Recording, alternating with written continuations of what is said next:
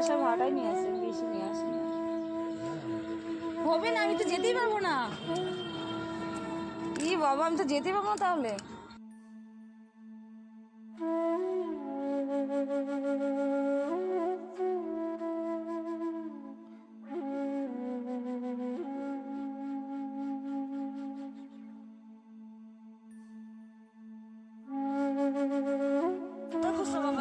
আমি তো যেতে পারবো না টাকা ছাড়া, যেতে পারবো না দাদা। 5 টাকা নিবে না কোন টোটালা, 10 টাকা নিচে নেয় না।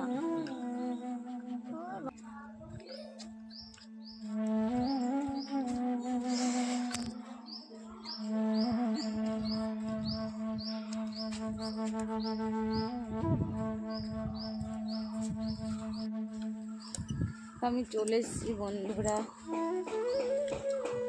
আর আপনাদের দেখতে পেলেন আমি 20 টাকা নিয়ে এসেছিলাম, তো টোটোওয়ালা 15 টাকা নিলাম আমার কাছ থেকে, খুচরো নেই, 20 টাকা খুচরো দিতে পারলো না।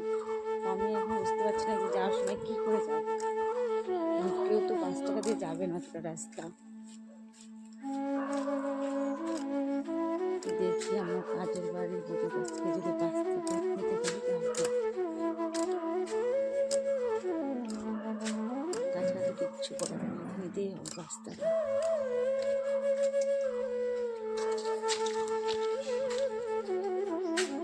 মামা কি করছো? এই প্রণাম করছি।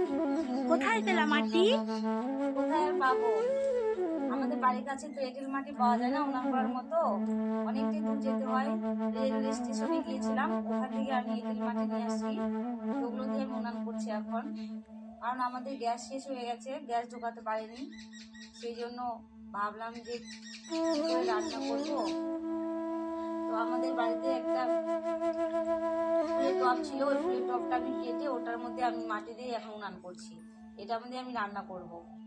কারণ খেতে তো হবে, না খেতে থাকলে তো হবে না, না খেয়ে থাকাও যাবে না। আর মেয়ে আছে, মেয়েটার তো খিদে লেগে গিয়েছে, অনেকটাই বেলা হয়ে গেছে। তো আমি এখন উনানটা করে রান্না করব। তো আমার উনানটা কেমন হয়েছে বন্ধুরা অবশ্যই কমেন্টে জানাবেন। আমি এখন রান্না করবো। আমাদের মালিকের গাছ কেটেছিল, ওই কাঁঠাল গাছ, সেগুলো ওই ডালগুলো ছিল, ওগুলো শুকিয়ে গেছে, তো সেখান থেকে আমি ডাল নিয়ে আসলাম। মালিককে বলেছি, মালিক উনানে রান্না করে না, গ্যাসে রান্না করে, সেই জন্য বললো ঠিক আছে করো। ভাত বসিয়ে দিয়েছি আমি, অনেকটা বেলা হয়ে গেছে, 10টা পার হয়ে গেছে। আমি গিয়েছিলাম কাজে, সকালে বাসি টাসি কাজ করে কাজে গিয়েছিলাম, কাজ থেকে এসে ভাতটা বসালাম। আর আপনারা তো দেখতে পেলেন উনানটা করলাম এসে বাড়িতে। আর নতুন উনান কিন্তু ভালো জ্বলছে, দেখেন, মানে আজকে যে নতুন উনান আমি করেছি তাও সেই সুন্দর জ্বলছে না, মানে একটু হাওয়া দিচ্ছে, হাওয়াটা না দিলে তো আরো ভালো জ্বলতো। এদিক দিয়ে চারোদিক থেকে মানে আগুনটা বেড়ে যাচ্ছে।